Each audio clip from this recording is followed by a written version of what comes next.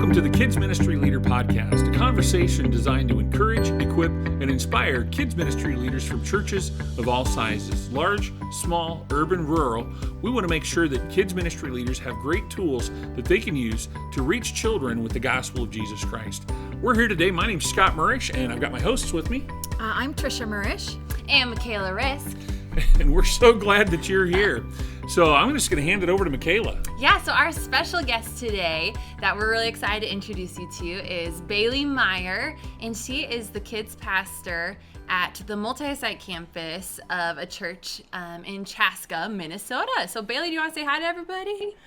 Hello, everyone. You guys, thanks for having me on the podcast today. I'm really excited. Yay, we're glad you're here. So Bailey, to start us off, our little surprise question is just tell us a fun fact about you that maybe not everybody knows. What's something super fun about you? Okay, I don't know how fun of a fun fact this is, but I typically tell people, so it might not be new to everyone, but as a kid, I could not lose any of my baby teeth. And so I had them all extracted by a dentist. So that's just kind of a random fun fact about me. So I really don't enjoy the dentist, but Wow. I was gonna say, is there like traumatic effects now? Like now as an adult, like are you terrified to go? I wouldn't say I'm terrified anymore because I have a wonderful dentist and they like really help ease all of my nerves before I go in. But yes, I hated going to the dentist as a kid. So when I hear kids who are like, I have a wiggly tooth, Miss Bailey, or I don't want to go to the dentist, I'm like, I get it. I so get it. So There were no strings and toasters in your past, huh? Throwing a toaster and just lots of Novocaine shots. Yowza. Wow. Well, that's a fun fact that we have not heard yet. You're welcome. Yeah, that's great. Well, thanks for sharing that. You know, we just have been so thrilled to ask people this question, and that is, tell us about your call to ministry. So, Bailey, tell us what God did in your life to make it clear that you were to serve in children's ministry. Yeah, I think one thing for me that really kept coming up, especially when I was in high school, like I was always in a job where I was working with children. So I was a swim instructor. I helped out at church a little bit here and there. I was in camp ministry. And when I went into my first year of college at Crown College, I just had an opportunity to serve at a local church with their 5th and 6th grade ministry. And I remember just absolutely loving it. I was like, these kids they want to learn about who Jesus is. And there were some kids who were kind of like awkward, like I was as a kid. And then there were the cool kids. And I feel like with 5th and 6th graders, they still like are wanting to be independent, but still think you're cool and like want to hang out with you. So that experience all together, and then just thinking and reflecting back on what I had done growing up and in my later teen years, I just felt like that was something that I wanted to do. I had a desire for kids to know Jesus. And I felt like the Lord just kind of continuing to push me into that path as I continued in camp ministry and getting involved with that local ministry. Well, that's amazing, Bailey. Can you tell us a little bit more maybe about your journey how you've gotten to where you are right now and where you're serving now? Yes. So like I said, I went to school at Crown College, which is just about 20 miles from where I'm currently serving. And while I was at Crown, I was searching for internships. I was required to do 1 semester's worth of an internship. And I was like, I'm going to go far away.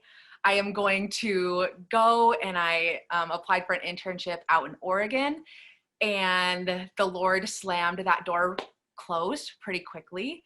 And the kids pastor at the time at the church in Eden Prairie, because I am a multi-site campus, our main campus is in Eden Prairie, he was like, hey, do you want to do an internship with us? So I was in an internship with Grace Church, and I was able to serve there with them. And then they had the conversation of multi-site campus come up, multi-site church. And little did I know, Josh, who was the kids pastor there, kind of brought me in as an intern with the idea to have me eventually fill this position, which I did. So I've been serving with this multi-site campus. I was hired 5 years ago on January 1st.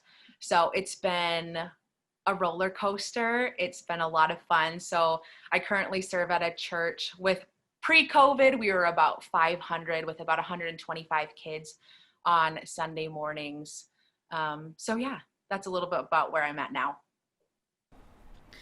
That's amazing. You know, we all have those journeys of places and things that have gotten us to where we are. And so just following your steps of your schooling, your internship, those are powerful things to know, that we just need to take that next step, and God's going to open or close the doors of where he wants us to be.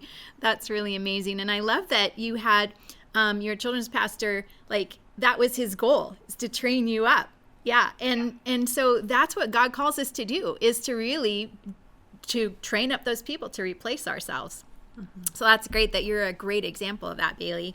But also in ministry, we understand that we don't get through any journey without a few failures or a few falls.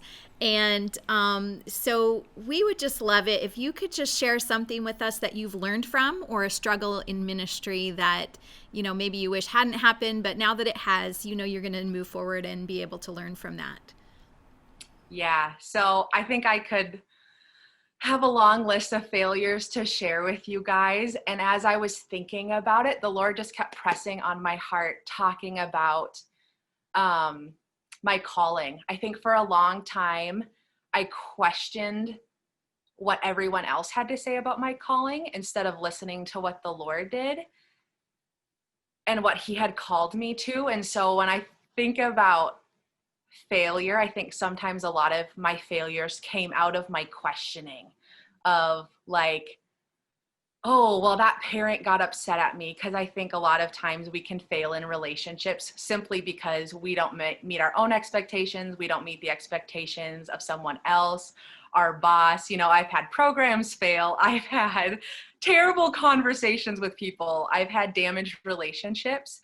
And out of all of those failures, I think something for me, I spent a lot of time just like really listening to the loudness of everyone else and not focusing on what God had called me to.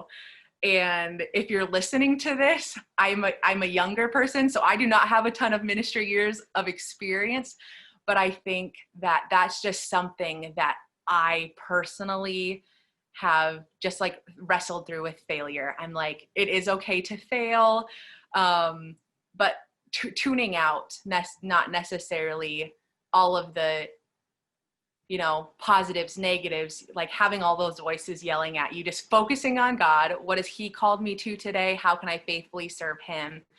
And yeah, I would say that.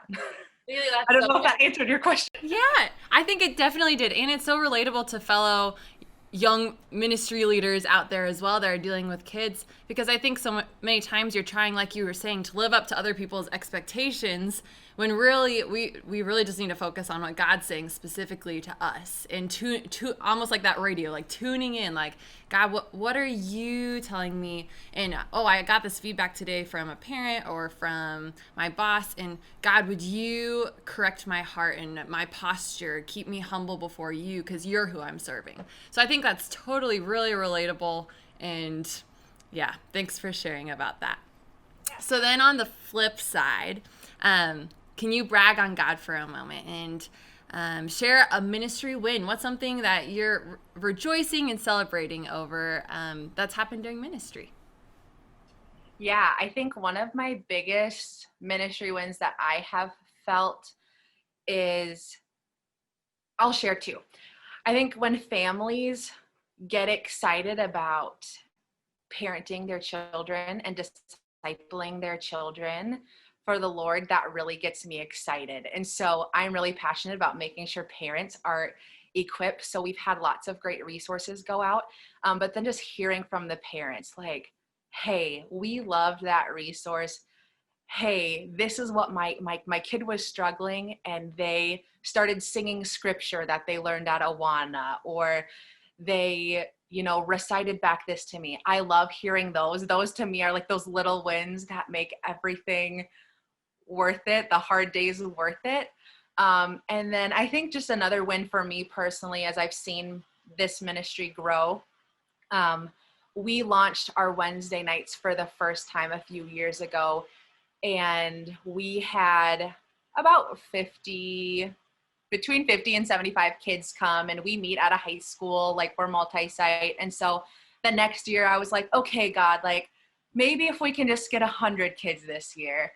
And we had over 150 kids our second year. And I was just like, I was not expecting this. Like the week before, I was like, do I have enough volunteers? Do we have enough space? We need to expand.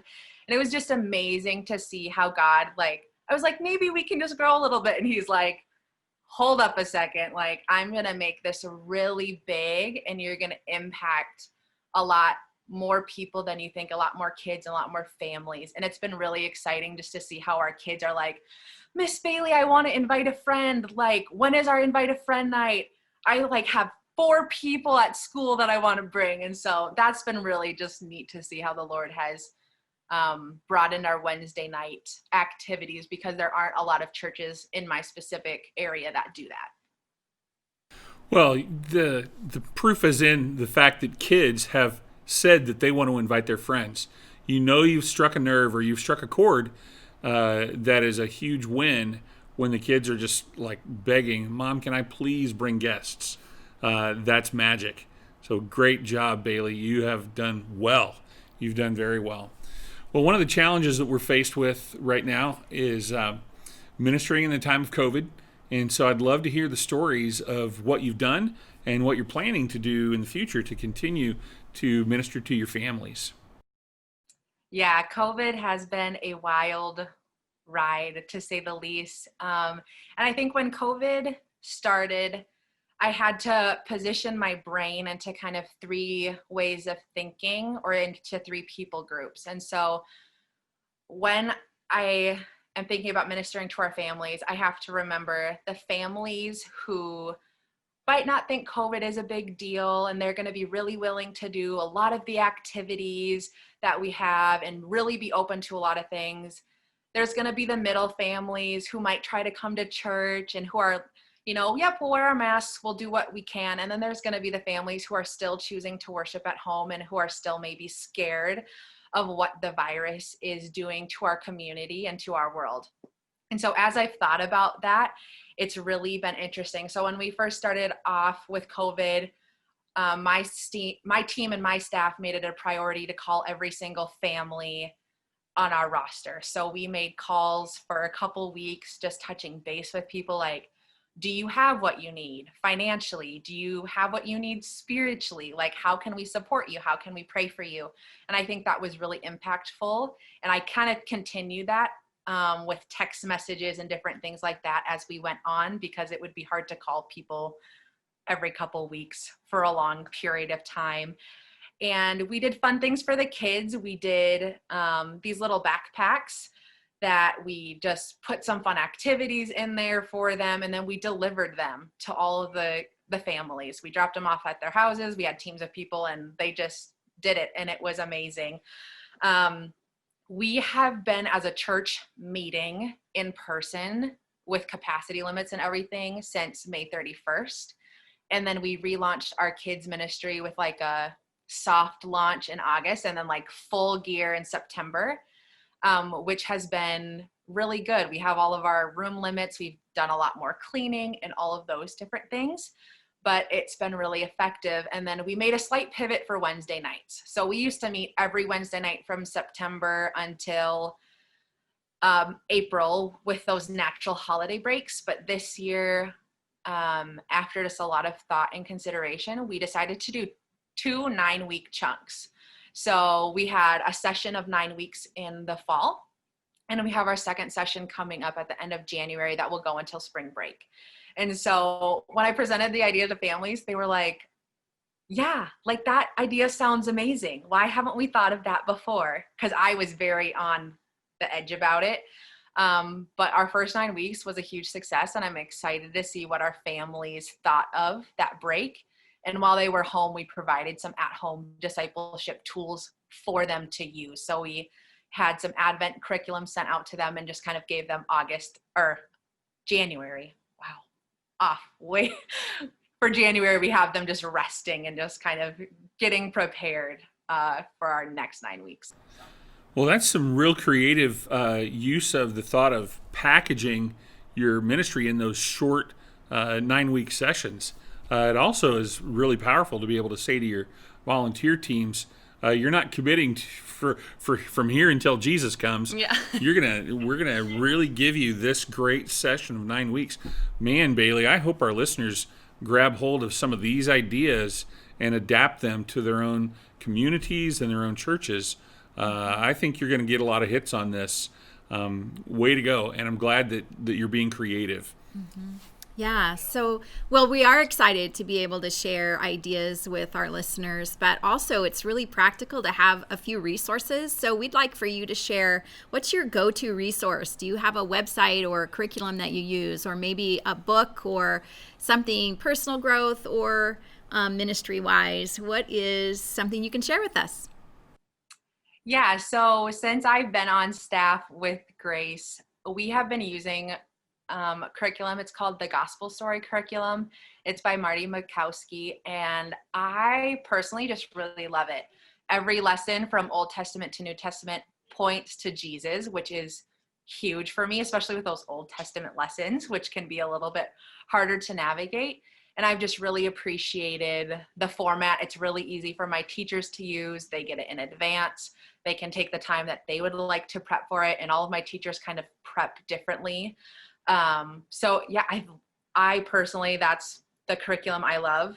And then I read 2 books this year for work that really just kind of gave me some different perspectives. And the first one is called The Ruthless Elimination of Hurry by John Mark Comer. And it just talked about like eliminating the busy from your life and what are some of the practical things that you can do. And it really was like, wow, in a time where I've been forced to slow down and then we picked back up into ministry again, it really helped me like, okay, I don't have to have my email open all day long. I can check it twice, and sometimes the emails will solve the problems itself, just some really practical things. And then the last book that I read was called Resilient. It's by Valerie Bell and a couple other from the Awana world. And that book, Resilient, there was a section on it talking about the kids of today. So in 2050, those kids will be in their 30s and 40s. And just like, what kind of foundation and what kind of discipleship do we want to have for them to propel them to 2050? And I was like, oh my goodness, like the kids in my ministries could be the next preachers, teachers of the gospel, nurses. You just think about all who they could be and what kind of foundation that we want to set up for them to succeed when they are likely having families of their own. So I would say those would be my 3 resources. Those are all really great resources, Bailey. Thanks for sharing them. And to all of our listeners, you can find links to those in our show notes. So make sure to click on those to find those resources so you can see all the things Bailey was sharing about.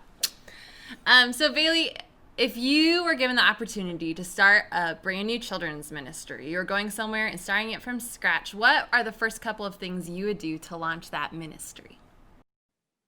Yes. I think the first thing would be to do is just to get to know the people. I think building relationships is really huge. I personally would make it a priority to try to know every child's name. So that's something that I have for myself. Because I think there's something really special about when someone walks in the door that you can call them by their name. And I've had parents email me and say, it is really special that you know my child's name and we're choosing to stay at your church because of that. And because we love, these are all the other things we love, but that really stood out to us. And so I would make it a priority, like get to know the people, get to know their names. That would be step 1. And then to just talk about where you want to see the ministry go.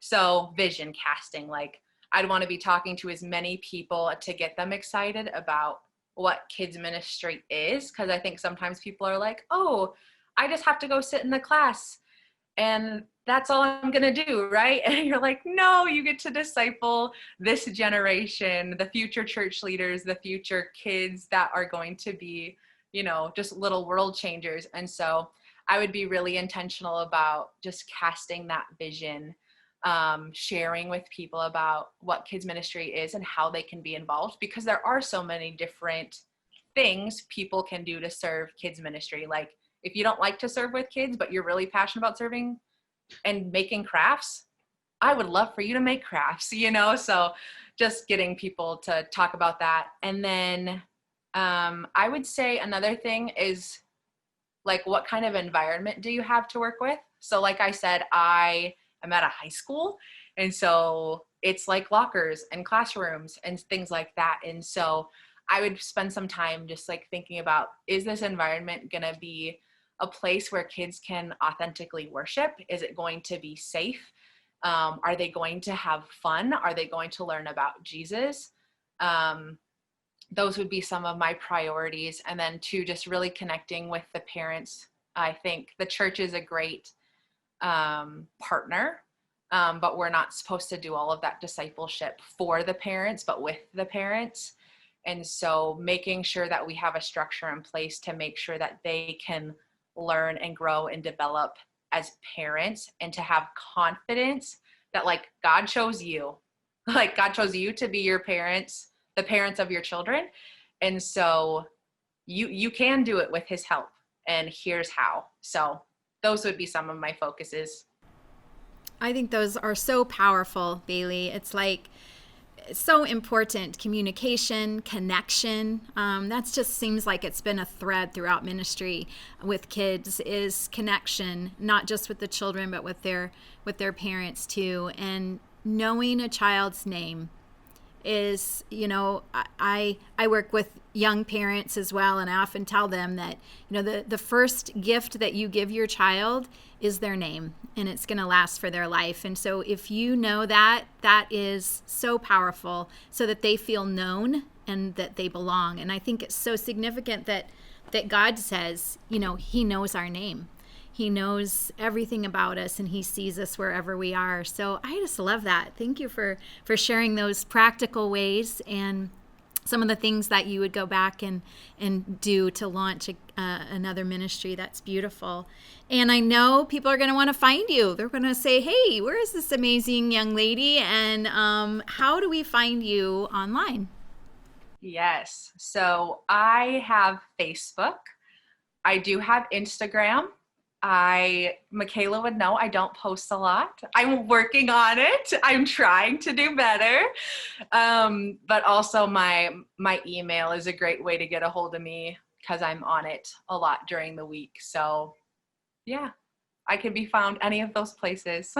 Great. And we'll be able to share those things too in our notes at the end. So Yep, that's huge. Well, Bailey, you've blessed us today with some great insight, great wisdom, and I think people are going to get a lot of value. Our listeners are going to get a lot of value out of what you shared with them today. Chaska, Minnesota, great place to be. We've had interviews with guests from all across the country: Florida, Georgia, Minnesota, Nebraska, California, and I love the cross-section of people and the sizes of churches that we're getting at is from, like I say, large, small, urban, rural. But you're the first one that we've really dialed into that multi-site. And so you mentioned meeting in a high school, because there's great rooms available and things like that. So you have blessed us a lot with your insight today. Well, Michaela, any closing remarks before we sign off? Bailey, one last question. Just a golden nugget for any other multi-site leaders that are out there. What's one way that if they're in a similar situation where they're meeting maybe in an environment that is not crafted to look like a children's worship room, what's something practical that they could implement tomorrow that would help the children feel more welcomed and ready to worship God in that environment? Oh, that's a great question. I think one thing, so I have live people in all of my rooms, and I know not everyone does that, but I think the way your leaders interact and treat the space is a really big deal. So like, we still do worship on YouTube, and like in a high school, it might seem like weird and like, oh, everyone stay 6 feet apart, but like worrying less about some of those things and just making sure their hearts are in the right place. So whether you're more intentional about prayer time, shut off the lights. When I pray with kids, I tell them, you can have your eyes open, closed, you can have your hands folded, not folded. Put them on your head, whatever you have to do to create a distraction-free environment, I think is really helpful for your kids. And I think that starts with your leaders and you modeling that yourself if you're in a classroom where you're leading worship or whatever it would be. But then secondly, don't be afraid to find unique ways to use your space. So like I've used the high school hallways as a space to gather kids in larger groups. I've tried some really wonky things, and some of them have failed and some of them have been awesome. So yeah, don't be afraid to try to look at your space in a new way. That's awesome. Thanks for sharing that. Great insight. Well, you've given us some terrific content, and we just want to say thank you again. We encourage our listeners as we sign off with Bailey today to go to the show notes page, find the resources that she has listed, and get a little insight from this incredible children's ministry leader. Thanks again for joining us for the Kids Ministry Leader podcast, and we'll see you again soon.